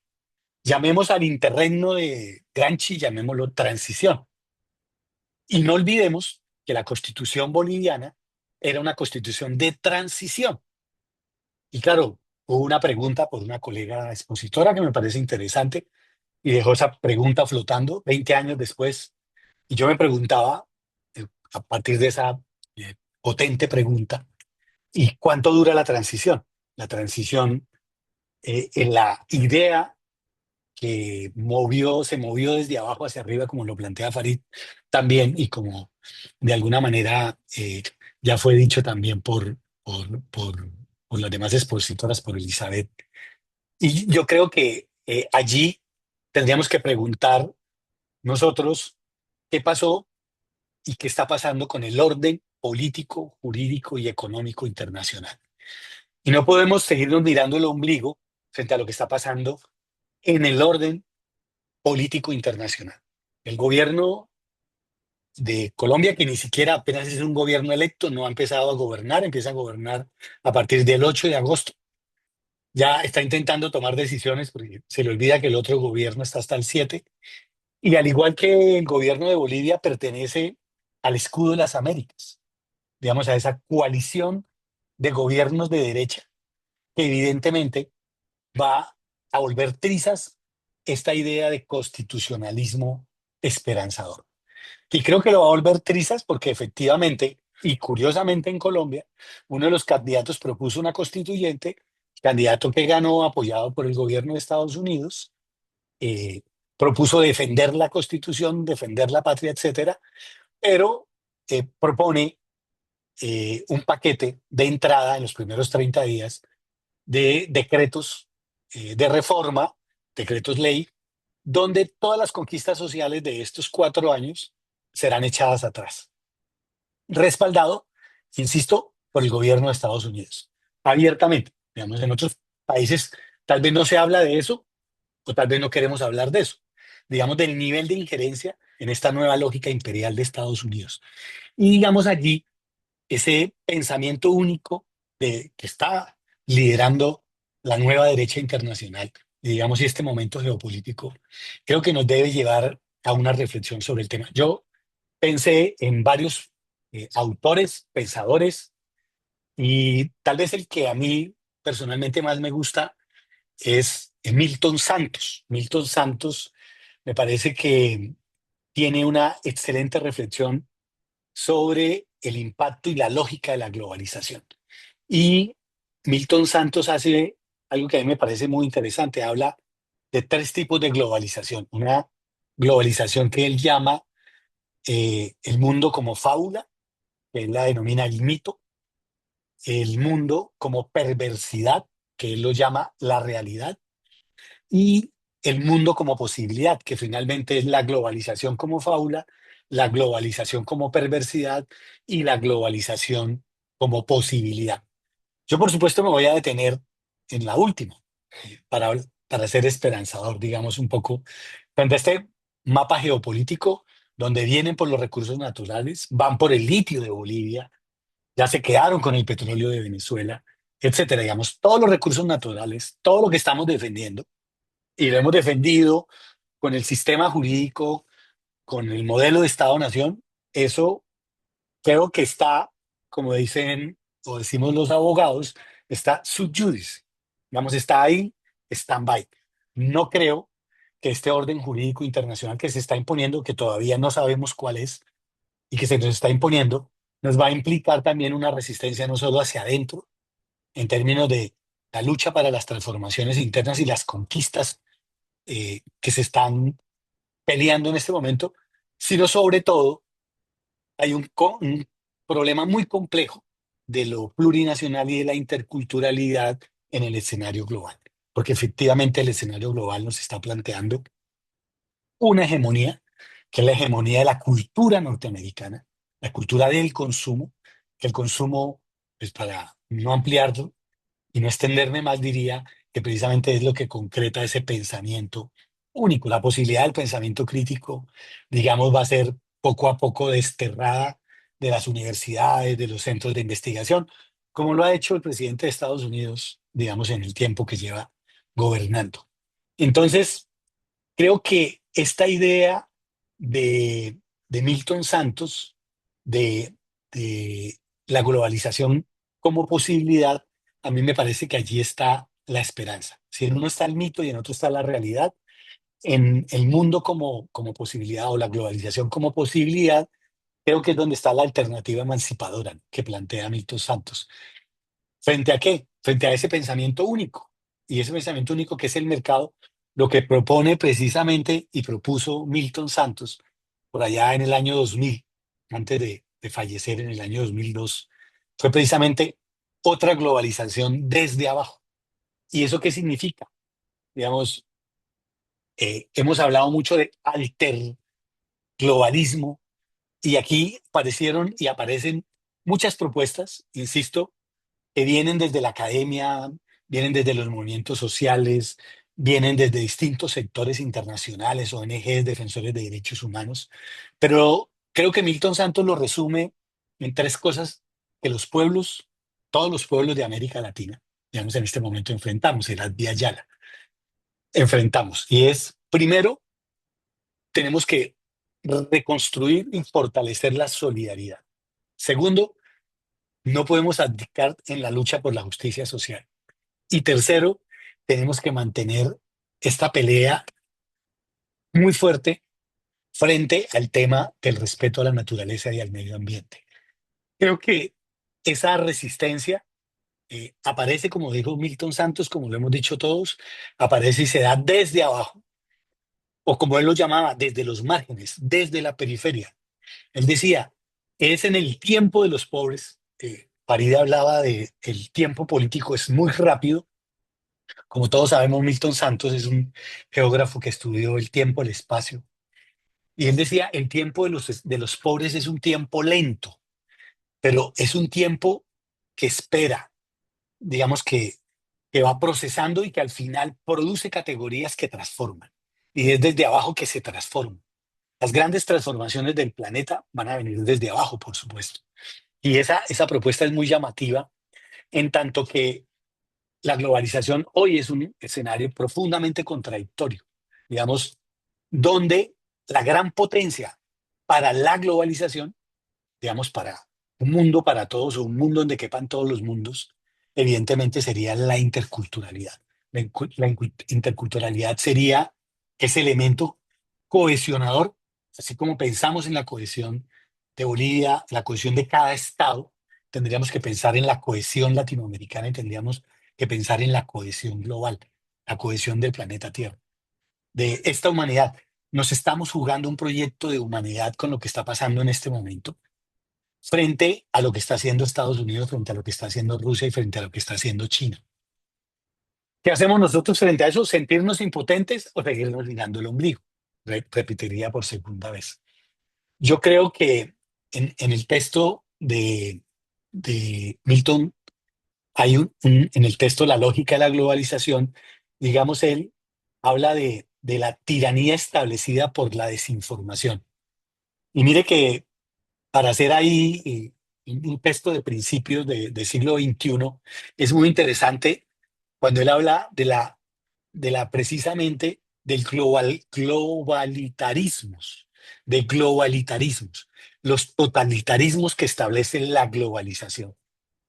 Y esos globalitarismos de Milton Santos se dan precisamente, primero, porque la tecnología y las redes están al servicio de la desinformación. ¿Cómo somos contrahegemónicos frente a eso? Nos tenemos que disputarnos esos espacios, por supuesto.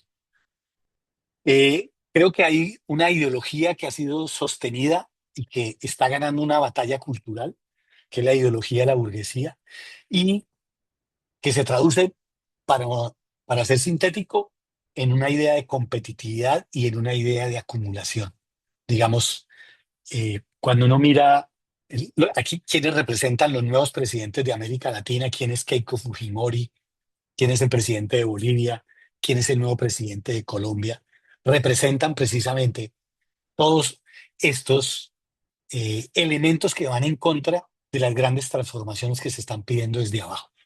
Y allí, digamos, aparece la idea del imperio del consumo como el elemento que articula y cohesiona lo global.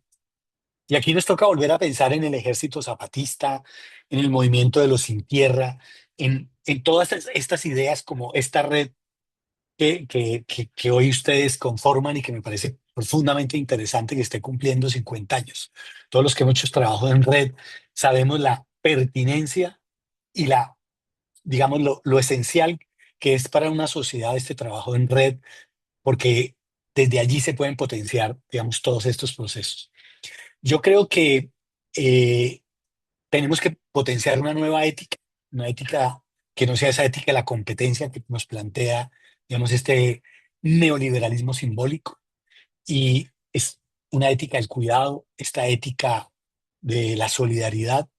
A mí me parece que la globalización tiene elementos muy interesantes. El sistema mundo, como lo llama Wallerstein, nos puede dar elementos claves como precisamente la interconexión, la movilidad, la hibridación cultural. Tiene alarmas que prenderse, como el tema del riesgo de la homogenización, por supuesto. Tenemos que hacer diálogo y tenemos que entender la diáspora. Y sobre todo, me parece que para evitar que la globalización sea un proceso de asimilación excluyente, yo creo que es fundamental fomentar una actitud crítica y empática que valore todas las formas de saberes locales y la igualdad de condiciones y trabajar por la igualdad. Yo quiero terminar con una propuesta que hace el antropólogo colombiano Arturo Escobar, quien trabaja ya no la idea del pluralismo, sino la idea del pluriverso. Les dejaría ahí para su reflexión, que es una idea que está un poco más allá del pluralismo, pero él plantea, digamos, el pluriverso como un concepto que defiende la multiplicidad de formas de existir, de conocer y de relacionarse con la naturaleza. Y él plantea 7 estrategias para las transiciones pluriversales. Estamos en una transición geopolítica. Bolivia tiene una constitución de transición. América Latina va a enfrentar una transición en estos años de esta nueva lógica de imperialismo. Y allí yo me recojo en parte, y con esto termino, en estas 6 potentes ideas de, de Arturo Escobar. La primera, él dice, tenemos que volver a la recomunalización de la vida social. 2, tenemos que hacer la relocalización de nuestras actividades. 3, tenemos que fortalecer las autonomías, y en eso Bolivia nos ha dado muchísimo ejemplo. Tercero, el fortalecimiento de las autonomías. Cuarto, la despatriarcalización, la desracialización y la descolonización de las relaciones sociales. Y creo que en eso también la Constitución de Bolivia sigue siendo un faro para toda América Latina. La quinta, la reintegración de la vida en la tierra. Es el respeto a la Pachamama, el respeto a la tierra.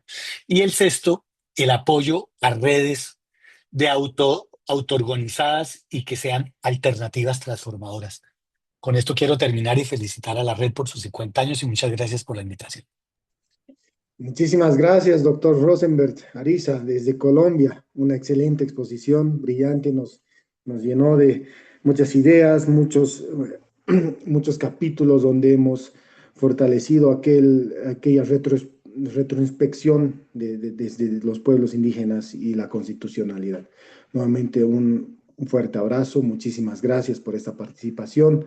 Al mismo tiempo agradecer a todas las personas que nos han acompañado, haciendo una recapitulación desde la doctora Mila Reynolds, directora ejecutiva de la Red UNITAS, quien nos ha hablado un poco sobre lo que es la introducción del contexto global y nacional, del doctor Farid Rojas, quien quien ha expuesto las formas posibles de cambio constitucional, de la magíster Elizabeth López, quien nos ha hablado sobre los desafíos de lo plurinacional frente a nuevos actores y territorialidad, de la doctora Claudia Montaño, quien nos ha expuesto lo plurinacional como un factor de gobernanza inclusiva en la construcción de la cohesión social boliviana, y el doctor Rosenberg Ariza, quien nos ha hablado sobre lo plurinacional y la interculturalidad en escenarios globales de homogenización y pensamiento único.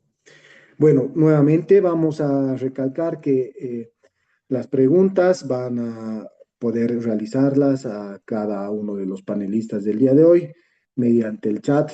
También se ha lanzado una pregunta para los participantes de este foro. En el chat, Gabriela tiene los resultados que tal vez nos va a presentar para que podamos tener en claro qué es lo que se ha podido recabar. Gracias, Alfredo, por tu magnífica conducción y por supuesto a todos los expositores, todísimas, todas realmente con un tremendo aporte y luz.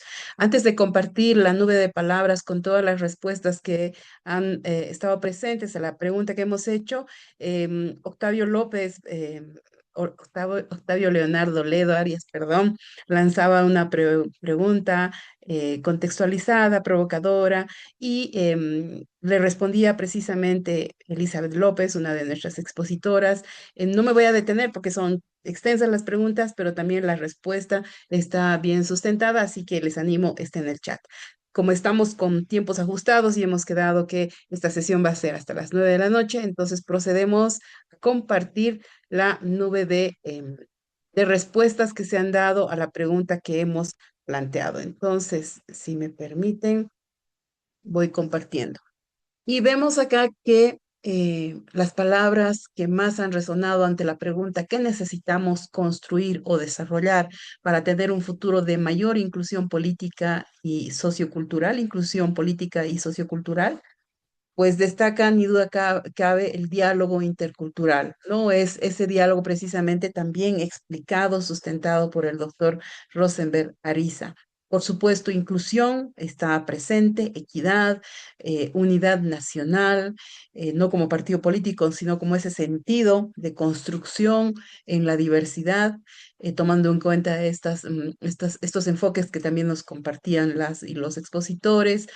Participación, ciudadanía, son las palabras que más han resonado en las respuestas que planteaban. Y quiero sintetizar, como lo hemos hecho precisamente en el día previo, y agradecer también porque varias de las respuestas han estado muy sustentadas, pero voy a más bien compartir dos que creo que muy cortitas representan esta nube de palabras. Juliana Doris Aguilar Chambilla dice: en Bolivia es necesario fortalecer el diálogo intercultural, garantizar la participación efectiva de las diversidades de pueblos y sectores sociales, consolidar instituciones que promuevan la equidad, la representación y la inclusión en la toma de decisiones. También Roxana Tapia compartía su reflexión. Roxana Tapia Oriona: Creo que lo que necesitamos construir con suma urgencia es un sentido de unidad nacional, donde todos, todas se sientan parte de un país con el orgullo y amor a un territorio compartido, eliminando esa idea del otro como antagonista. Muchísimas gracias por las respuestas y esto era lo que representa precisamente este último momento de la última sesión del segundo módulo de la cátedra. Adelante, querido Alfredo. Muchísimas gracias nuevamente a los expositores, a todos los presentes. Estoy revisando un poco el chat, que creo que no tenemos ninguna pregunta hacia los expositores, que tal vez hemos tenido una exposición donde todos hemos quedado anonadados con esta información, una retroalimentación desde estas exposiciones. Nuevamente agradecemos su participación, agradecemos a todos los presentes en esta el segundo módulo como reformas constitucionales y plurinacionalidad. Hemos tenido 3 jornadas llenas de enseñanzas, de grandes exposiciones. Hemos tenido estas 3 jornadas de integración y también de hacer un análisis, ¿no? De todas las reformas constitucionales, de todo este camino que hemos seguido y que aún falta lo que genera nuestro Estado plurinacional. Entonces, también invitar a que estén atentos a las red UNITAS que vamos a tener el tercer módulo en los próximos meses, en agosto.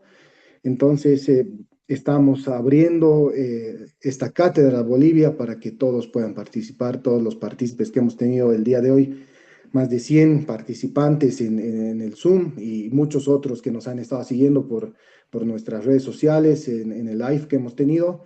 Entonces, invitarles a que puedan seguir con esta cátedra Bolivia que está siendo promocionada por la Red UNITAS. Gabriela, tal vez. Muchas gracias. Mila, por favor, palabras de cierre. Adelante, por favor. Muchísimas gracias, Gabriela, Alfredo, por este apoyo en este intercambio y en un especial agradecimiento a Farita, a Elizabeth, a Rosenberg y Claudia por todos los aportes y reflexiones que nos han compartido con tanta generosidad el día de hoy en estas reflexiones sobre lo plurinacional, la plurinacionalidad en Bolivia bueno, los grandes desafíos que tenemos hacia adelante, no solamente como país, sino como región y a nivel global, que es lo que nos ha invitado a reflexionar Rosenberg en esta sesión. Muchísimas gracias a todos por su participación y bueno, pronto estaremos ya comunicando la fecha para el próximo módulo 3 que se va a llevar a cabo en el mes de agosto y pues buenas noches, que descansen y estará hasta una próxima. Muchas gracias a todos. Buenas noches. Buenas noches. Buenas noches. Buen descanso. Gracias, gracias, doctor.